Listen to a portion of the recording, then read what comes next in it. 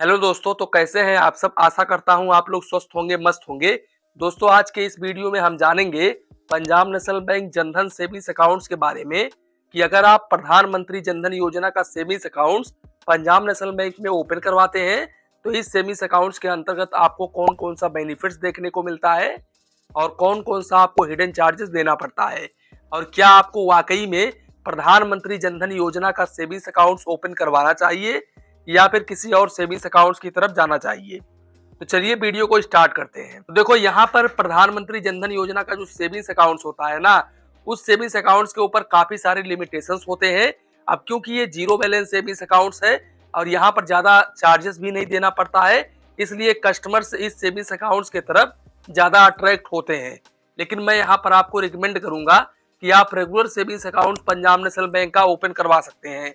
Regular savings accounts के ऊपर भी आज के डेट में आपको मिनिमम बैलेंस चार्जेस बिल्कुल भी नहीं देना पड़ता है।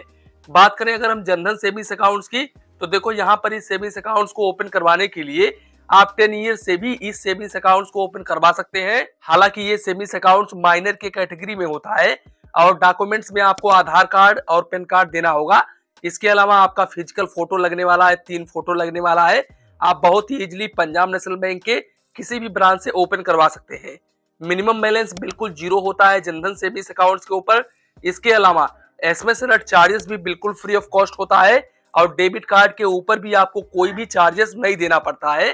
हालांकि अगर आप डेबिट कार्ड को रिप्लेसमेंट वगैरह करवाते हैं तो फिर इस केस में आपको 150 रुपए प्लस जीएसटी देना पड़ता है। अब बात करें इस सेविंग्स अकाउंट्स के लिमिटेशंस के बारे में, तो देखो इस सेविंग्स अकाउंट्स के ऊपर आप डिपॉजिट तो कर सकते हो, जितना मर्जी चाहे उतना कर सकते हो बिल्कुल फ्री ऑफ कॉस्ट में, लेकिन विड्रॉवल आप बिल्कुल भी जितना मर्जी चाहे उतना नहीं कर सकते हो। और भाई डिपॉजिट यहाँ पर जनधन सेविंग्स अकाउंट्स के ऊपर फ्री ऑफ कॉस्ट में दिया तो गया है, लेकिन भाई पंजाब नेशनल बैंक ने अपने सर्विस चार्जेस में ये मेंशन किया है कि कोई भी सेविंग्स अकाउंट है आपका, आप 1 महीने में 3 बार कैश डिपॉजिट बिल्कुल फ्री ऑफ कॉस्ट में कर सकते हो। अब अगर आप इस लिमिट को क्रॉस करते हो तो फिर इस केस में आपको 50 रुपए plus GST per transaction charges देना पड़ेगा। और यहाँ पर इन्होंने अमाउंट लिमिट भी लिखा है कि आप पर डे 1 लाख रुपए से अधिक कैश डिपॉजिट नहीं कर सकते।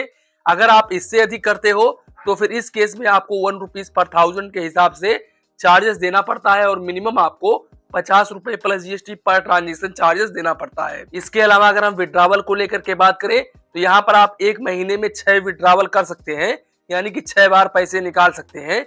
अब वो चाहे तो आप एटीएम कार्ड के जरिए निकालो, चाहे तो आप ब्रांच के माध्यम से निकालो। आप 1 महीने में 6 विड्रॉवल से अधिक नहीं कर सकते। इससे अधिक करते हो तो फिर इस केस में आपको 20 से 25 रुपए plus GST per transaction charges देना पड़ता है। हालांकि इन्होंने वो चार्जेस यहाँ पर मेंशन नहीं किया है, लेकिन 20 रुपए प्लस जीएसटी तक ही होता है, उससे अधिक आपको चार्जेस नहीं देना पड़ता है। इसके अलावा इस सेविंग्स अकाउंट्स के अंतर्गत आपको रुपए क्लासिक डेबिट कार्ड यहाँ पर पंजाब नेशनल बैंक प्रोवाइड करता है, जो कि जनधन डेबिट कार्ड होता है। इस डेबिट कार्ड से आप 25,000 रुपए पर डे निकाल सकते हैं और 60,000 रुपए तक ऑनलाइन ट्रांजेक्शन कर सकते हैं। और भाई इस डेबिट कार्ड से आप इनके ओन बैंक के एटीएम से 1 महीने में 5 फाइनेंशियल और नॉन फाइनेंशियल ट्रांजेक्शन कर सकते हैं। अब अगर आप इस लिमिट को क्रॉस करते हैं तो फिर इस केस में आपको 10 रुपए plus GST per transaction charges देना पड़ता है। वहीं पर दूसरे बैंक के एटीएम से 1 महीने में आप 5 फाइनेंशियल और नॉन फाइनेंशियल ट्रांजेक्शन कर सकते हैं और मेट्रो सिटी से 1 महीने में आप 3 फाइनेंशियल और नॉन फाइनेंशियल ट्रांजेक्शन कर सकते हैं। अब अगर आप इस लिमिट को क्रॉस करते हैं तो फिर इस केस में आपको फाइनेंशियल ट्रांजेक्शन के ऊपर 23 रुपए प्लस जीएसटी और नॉन फाइनेंशियल ट्रांजेक्शन के ऊपर 11 रुपए plus GST per transaction charges देना पड़ता है। इसके अलावा दोस्तों पर्सनल एक्सीडेंटल इंश्योरेंस इस सेविंग्स अकाउंट्स के ऊपर अप टू 2 लाख रुपए तक का देखने को मिल जाता है। बीमा कवर अप टू 30,000 रुपए तक का देखने को मिल जाता है।